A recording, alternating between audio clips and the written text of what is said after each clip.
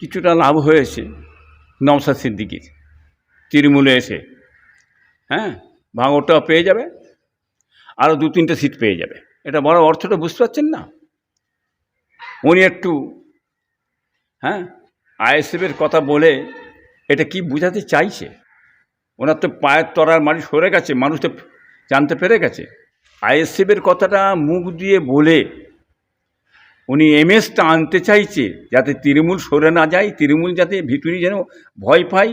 আমি হয়তো আইএসএফ চলে আইএসএফের নাম করব, তৃণমূল থেকে কিছু স্বার্থসিদ্ধি আদায় করার জন্যে এই জিনিসটা উনি করে যাচ্ছেন। আমার ভাইপো নওশাদ সিদ্দিকী কটা পাবে না পাবে সে চিন্তা ওনার করে কোনো লাভ নেই। ওনার চিন্তাভাবনা, উনি ওনার পার্টির চিন্তাভাবনা করুন। তৃণমূল পার্টি কোন নেতা কী কতটা পাবে সেই চিন্তা করুন। নওশাদ কী পাবে না পাবে আইএসএফ সবকে বলে তো কী করতে চাইছে তৃণমূলের নেতারা বুঝতে পারছে। কথা বলেন না, ওতে কাজ হবে না, নিজের ইমেজ কীভাবে বাড়ানো যাবে না। বাংলার মানুষ চিনে ফেলেছে ওনাকে। এই কথাটা বলছে নওশাদ ভাঙড়ে জিতবে, আর তার সঙ্গে 2-4টে সিট বেশি পাবে। এই কথাটা বলার অর্থটাই হচ্ছে তৃণমূল পার্টিকে একটা চমক ধরানো, নিজের ইমেজটাকে বাড়াবার জন্যে, কি বুঝলেন, যাতে আমার দিকে গুরুত্ব দেয়, কি বুঝলেন। এই জন্যেই এই প্রশংসা আপনার আইএসএফের করে যাচ্ছে উনি, কি বুঝলেন। কিন্তু এতে তো চিড়ে ভিজবে না, এই প্রশংসা করে হবে না, মানুষ জেনে গেছে, কি বুঝলেন। কথা বুঝলেন না, এতে কাজ হবে না কিছু। নিজের লালে নিজে বন্দী হয়ে যায়, মানুষ বুঝে নিয়েছে। কিন্তু সর্বনাশ হয়ে গেছে আমার এই ভাইপো, কি বুঝলেন, আপনার কাসেম সিদ্দিকী এই তৃণমূল পার্টিতে প্রকাশ্য ঢুকে পদ পেয়ে যাওয়ার জন্যই সর্বনাশ হয়ে গেছে। এই বেরোনি এদিকে গুঁতো মারছে, যাতে আমার প্রতি একটু মানে ভাবটা আসে, আমার দিকে লক্ষ্য রাখে, কি আমার যাতে দামটা বাড়ে, এই ধান্দায় যাচ্ছেন। ও ধান্দায় গেলে কোনো লাভ হবে না। এখন ভাঁটা পড়ছে, ঘুম এখন আমার ভাইপো ছিনিয়ে দিয়েছেন, দেখতে পাবেন বাংলার মানুষেরা। দাদা হুজুর রাজনীতি করলে মুখ্যমন্ত্রী আসনে বসতেন, এরকম একটি বিবৃতি করেছিলেন ওনার কেরাত প্রতিযোগিতা থেকে। দেখুন, দাদা হুজুর রাজনীতি করলে মুখ্যমন্ত্রীর গদিতে বসতেন, অনেক কিছু আগরুম বাগরুম বলে, কি বুঝলেন। দাদা হুজুর রাজনীতি করেছেন, গদিতে বসার জন্য রাজনীতি করে না। তিনি রাজনীতি করে গেছেন, সচ্ছলভাবে রাজনীতি প্রতিবাদ করেছেন, ন্যায় কথাটা বলেছে, সত্য কথাটা বলেছে, মানুষের অধিকারের জন্য, দেশের অধিকারের জন্যে, আপামর জাতির অধিকারের জন্যে, জাতীয় ধর্ম বড় নির্বিশেষ মানুষের অধিকারের জন্যে দাদা হুজুর করে গেছে, বলে গেছে।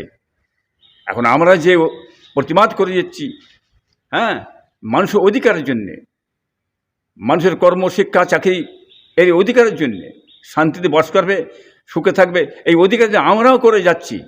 আমরা করছি বলে ওই মুখ্যমন্ত্রীর পদ নেব, বড় পোস্ট নেব, এটা নয়, এটা সবাই নয়। কথা বলেন না।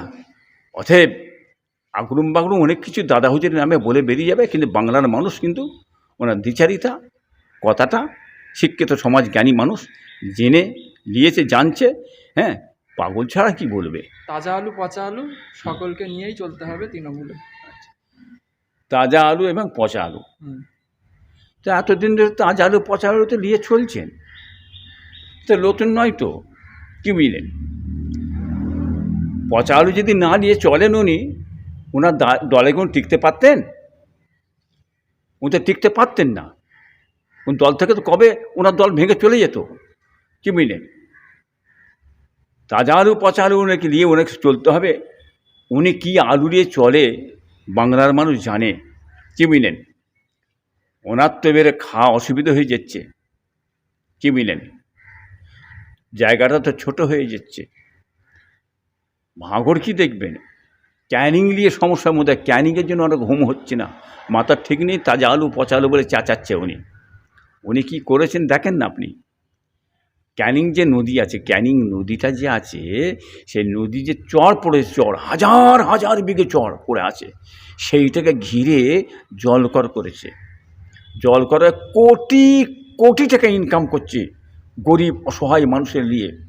ওনার ঘরের লোককে বসিয়ে দিয়ে সে দেখাশোনা করছে, আর উনি বাইরে, কি বুঝলেন, ইনকাম করছে।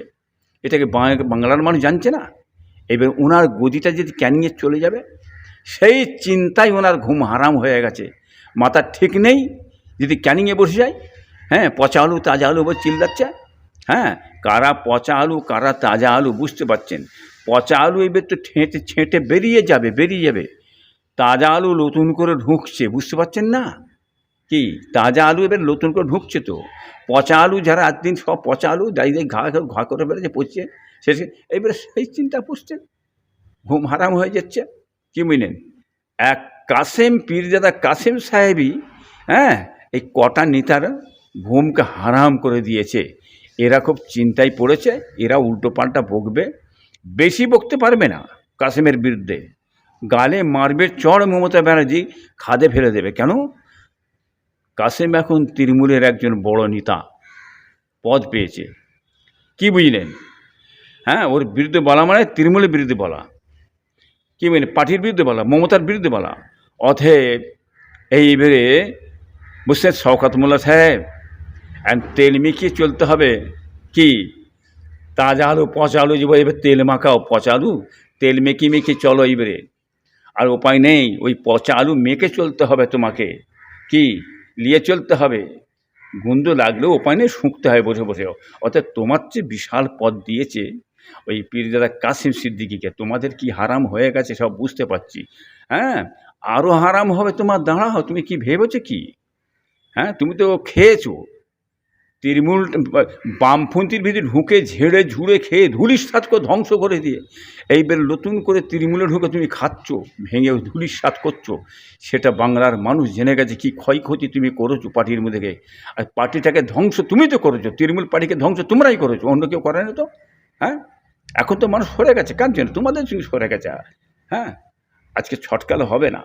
আমার ভাইপো গেছে, যেতে পারে, সে তার নিজের ব্যক্তিগত ব্যাপার, যে কোনো মানুষ করতে পারে যা রাজনীতি। মানুষের একটাই আক্ষেপ, উনি এত বড় সমস্ত কথাবার্তা বলে দুর্নীতিগ্রস্ত তৃণমূল পার্টির মধ্যে উনি ঢুকলেন কেন? এইটাই বাংলার মানুষের আপিত্য।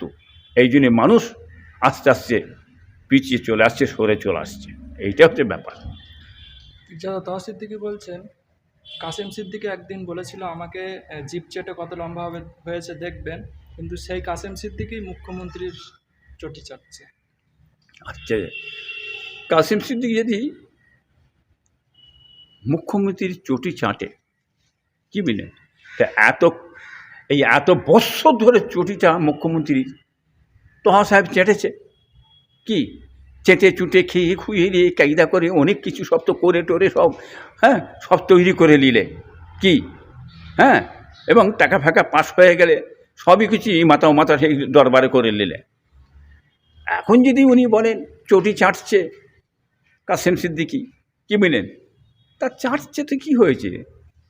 হ্যাঁ, তুমি চেটে 4 দিন, আমার ভাই পড়বে যে চাটে, তার জন্য তোমার হিংসা হচ্ছে কেন? তোমার ঘুম হারাম হয়ে গেল কেন? তুমি লাফালাফি করছো, ছটকাচ্ছ কেন? ও, আসল কাজ হয়েছে নাই, এখন আর ঘুম হচ্ছে না। হ্যাঁ, ঠিক জায়গায় ওষুধটা পড়ে গেছে। হ্যাঁ, যারা দাবা চালে, দাবা বোঝো?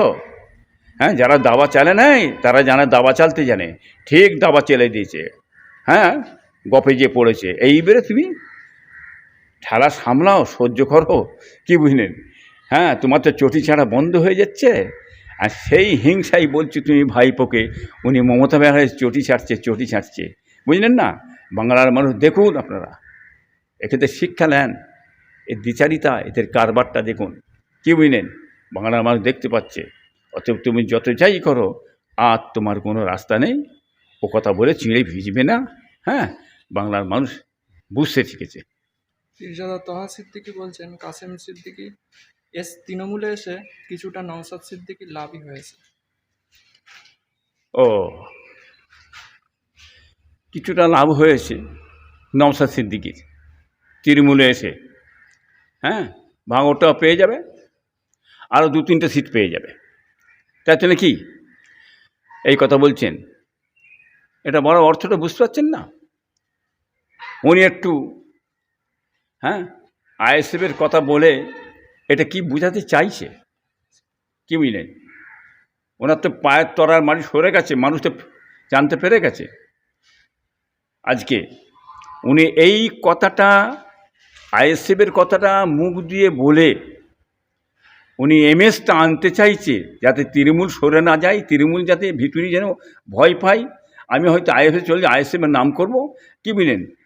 হ্যাঁ, তৃণমূল থেকে কিছু স্বার্থসিদ্ধি আদায় করার জন্যে এই জিনিসটা উনি করে যাচ্ছেন। এতে কাজ হবে না। বাংলার মানুষ বুঝে দিয়েছে, নিজের ইমেজ বাড়াবার জন্যে, পার্টিতে ইমেজটা বাড়াবার জন্যে, মমতার কাছে ইমেজ বাড়াবার জন্যে এই বক্তব্যটা দিয়ে যাচ্ছে, কি বুঝলেন? আমার ভাইপো নওশাদ সিদ্দিকী কটা পাবে না পাবে সে চিন্তা ওনার করে কোনো লাভ নেই। ওনার চিন্তাভাবনা, উনি ওনার পার্টির চিন্তাভাবনা করুন। তৃণমূল পার্টি কোন নেতা কী কতটা পাবে সেই চিন্তা করুন, কি বুঝলেন? হ্যাঁ, কটা পাবে আপনার ওই আমার ভাইপো কাসিম সিদ্দিকী, ওই সব চিন্তা ভাবনা করে ওনার মুখ দিয়ে বেরোনো সাজে। হ্যাঁ, নওশাদ কী পাবে না পাবে, আইএসএফ সবকে এটা বলে তো কী করতে চাইছে তৃণমূলের নেতারা বুঝতে পারছে, কথা বলেন না? ওতে কাজ হবে না, নিজের ইমেজ কীভাবে বাড়ানো যাবে না। বাংলার মানুষ চিনে ফেলেছে ওনাকে। তবে আগামী ভোটে সত্যিকারে যদি ভোট হয়, নির্বিঘ্নে যদি ভোট হয়, মানুষের অধিকারে যে ভোট হয়, তাহলে আমার এই রাজ্য সরকার বুঝতে পারবে, হ্যাঁ, এনার কতটা পায়ের তলা মাটি সরে গেছে বাংলার মানুষ জানে। তার জবাব ইনশাআল্লাহ দেবে আগামী বছরে, আগামী ইলেকশনে দেবে, ভোটে দেবে। এই কথাটা বলছে নওশাদ ভাঙড়ে জিতবে, আর তার সঙ্গে 2-4টে সিট বেশি পাবে। এই কথাটা বলার অর্থটাই হচ্ছে তৃণমূল পার্টিকে একটা চমক ধরানো, নিজের ইমেজটাকে বাড়াবার জন্যে, কি বুঝলেন? যাতে আমার দিকে গুরুত্ব দেয়, কি বুঝলেন? এই জন্যেই এই প্রশংসা, হ্যাঁ, আপনার আইএসএফের করে যাচ্ছে উনি, কি বুঝলেন? কিন্তু এতে তো চিড়ে ভিজবে না, এই প্রশংসা করে হবে না, মানুষ জেনে গেছে, কি বুঝলেন? কথা বুঝলেন না? এতে কাজ হবে না কিছু। নিজের লালে নিজে বন্দী হয়ে যায়, মানুষ বুঝে নিয়েছে, কিন্তু সর্বনাশ হয়ে গেছে আমার এই ভাইপো, কি বুঝলেন? আপনার কাসেম সিদ্দিকী এই তৃণমূল পার্টিতে প্রকাশ্য ঢুকে পদ পেয়ে যাওয়ার জন্যই সর্বনাশ হয়ে গেছে। এই বেরোনি এদিকে গুঁতো মারছে যাতে আমার প্রতি একটু, হ্যাঁ, মানে ভাবটা আসে, আমার দিকে লক্ষ্য রাখে, কি আমার যাতে দামটা বাড়ে, এই ধান্দায় যাচ্ছেন। ও ধান্দায় গেলে কোনো লাভ হবে না। এখন ভাঁটা পড়ছে, ঘুম এখন আমার ভাইপো ছিনিয়ে দিয়েছেন, দেখতে পাবেন বাংলার মানুষেরা।